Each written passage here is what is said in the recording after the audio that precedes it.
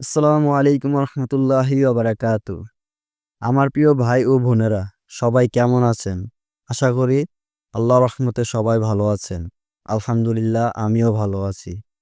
আজকের আলোচনা হলো রমজান মাসের ফজিলত সম্পর্কে। রমজান মাসের অনেক ধরনের ফজিলত আছে। তাদের মধ্যে অন্যতম একটি হলো গুনাহ মাফ করা। রমজান মাস হলো রহমত, বরকত ও মাগফিরাত, জান্নাত লাভ করার মাস। তাই বেশি বেশি আল্লাহ তাআলাকে স্মরণ করুন এবং কান্নাকাটি করে দোয়া করুন। অন্য হাদিসে এসেছে, যে ব্যক্তি রমজান পেয়েও নিজের গুনাহ ক্ষমা করতে পারল না, তার উপর জিব্রাইল আলাইসাল্লাম ও আমাদের প্রিয় নবী সাল্লাল্লাহু আলাইহি সাল্লাম তিনি অভিশাপ দিয়েছেন।